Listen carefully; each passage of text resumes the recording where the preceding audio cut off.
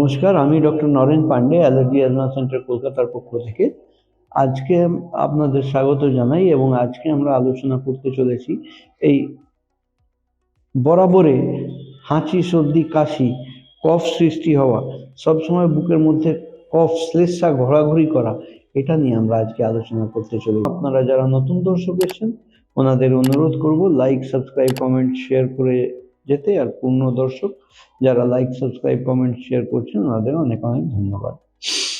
আমরা কলকাতায় শিয়ালদা স্টেশনের পাশে 5 মিনিটের হাঁটা পথ মৌলালী মাজারের গায়ে দিয়ে পাশ দিয়ে বাঁদিকে প্রবেশ করবেন।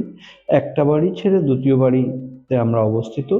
আমাদের এখানে পরিষেবা নেওয়ার জন্য আগাম 500 টাকা নন রিফান্ডেবল ডিপোজিট করতে হয়, যেটার জন্য আপনারা যোগাযোগ করে নিতে পারেন এই নিচে দেওয়া নম্বর 7278034776-এ। মূল আলোচনায় ফিরে আসি। এই যে বরাবর কফ লেগে থাকে, কফ সৃষ্টি হতে থাকে, বুকের মধ্যে এদিক ওদিক ছড়িয়ে রয়েছে, যে যখন তখন বেরিয়ে আসছে, যখন তখন একটা থক্কা কফ বেরিয়ে গেল, গলার মধ্যে ভরে গেল, এই এই এই জিনিসটা হয় পিওরলি অ্যালার্জিক কারণে। কারণ আমাদের ইন্টারনাল যে অর্গানগুলো আছে সেই ইন্টারনাল অর্গানগুলো ইনফ্লেমড হয়ে থাকে। আর ইচিং, যে অ্যালার্জি, যে আমবাত আমরা ভাবি চামড়ার উপরে চুলকানি করে ফুলে ওঠে, ঠিক সেই রকম পরিস্থিতি আমাদের ভেতরে রেসপিরেটরি ট্র্যাক্টের মধ্যে হয়। ভেতরে চুলকানি হয়, সোয়েলিং হয়, যার জন্য এক্সট্রা সিক্রেশন অফ মিউকাস হয়। এই এক্সট্রা সিক্রেশন অফ মিউকাস লাংয়ের ভেতর থেকে যখন যখন হতে থাকে, ওটা এদিক ওদিক ছড়িয়ে ছিটিয়ে থাকে, গলা থেকে উঠে মুখে চলে আসে, নাকের মধ্যে চলে আসে, ভর্তি হয়ে যায় যখন তখন। এটা কিন্তু পিওরলি অ্যালার্জির কারণে হয়। এই সাবসেট অফ রুগীরা যতক্ষণ অ্যান্টি অ্যালার্জিক ওষুধগুলো সেবা করেন ততক্ষণ কিন্তু ওনারা অনেক ভালো থাকেন।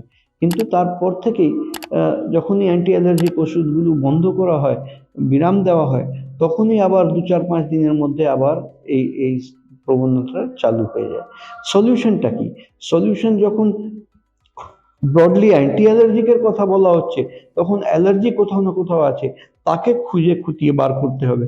সেটা বার করার জন্য আমাদের প্রয়োজন মডিফাইড স্কিন প্রিক টেস্ট। এটা করলেই কিন্তু আমরা আগের দিকে এগিয়ে যেতে পারি, এটার প্রতিকার করার দিকে। যে উইদাউট ড্রাগ, কারণ অ্যান্টি অ্যালার্জিক নিলেও একটা ঘুমো ঘুমো ভাব থেকেই যায়, কোয়ালিটি অফ লাইফ স্লো হয়ে যায়। এইভাবে কিন্তু ডিপেন্ডেন্সিতে জীবনযাপন চালানো সম্ভব না। তার জন্যে যদি আমরা তার প্রতিকার চাই, তো প্রতিকার হিসেবে আমাদের প্রয়োজন প্রথমে মডিফাইড স্কিন প্রিক টেস্ট, চামড়ার অ্যালার্জি পরীক্ষা করা, যেটা ওয়ার্ল্ড হেলথ অর্গানাইজেশন বা ওয়ার্ল্ড অ্যালার্জি অর্গানাইজেশনের অনুমোদিত সব থেকে বিশ্বমানের gold standard of testing for allergy হলো চামড়ার মডিফাইড স্কিন প্রিক টেস্ট।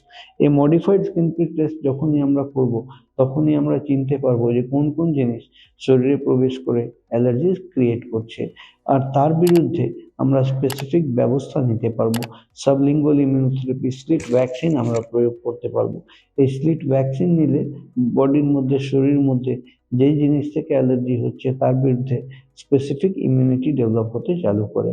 আমাদের এখানে মডিফাইড স্কিন প্রিক টেস্ট 144 রকমের অ্যালার্জির পরীক্ষা হয়, যার চার্জেস হচ্ছে 2500 টাকা। 1000 টাকা আমাদের এখানে কনসালটেশন ফি আছে। আর 1 বছরের ভ্যাকসিনের কস্ট হচ্ছে 8000 টাকা। আনুষঙ্গিক যদি আরও কিছু পরীক্ষা নিরীক্ষার ওষুধ লাগে, সেগুলো আলাদা খরচ বহন করতে হয়।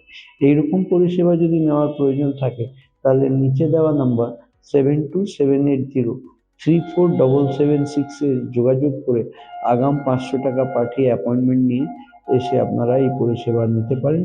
আমরা কলকাতায় শিয়ালদা স্টেশনের পাশে 5 মিনিটের হাঁটা পথ মৌলালী মাজার, তার পাশ দিয়ে বাঁ দিকে প্রবেশ করে একটা বাড়ি ছেড়ে দ্বিতীয় বাড়িতে আমরা অবস্থিত। আজকের মতন এখানেই শেষ করলাম। ভিডিও যদি পছন্দ হয় তাহলে একটা লাইক করবেন। আপনাদের জিজ্ঞাসা যদি কিছু থাকে তাহলে নিচে কমেন্ট বক্সে নিশ্চিত লিখতে পারেন। আমি চেষ্টা করব কোনো না কোনো অনুষ্ঠানে সেটা অ্যাড্রেস করার। আর সাবস্ক্রাইব এখনো যদি না করে থাকেন তাহলে দয়া করে সাবস্ক্রাইব করে যাবেন। আমি doctor Naren Pandey, allergy asthma centre কলকাতার পক্ষ থেকে। আপনারা ভালো থাকবেন, সুস্থ থাকবেন, খুশি থাকবেন।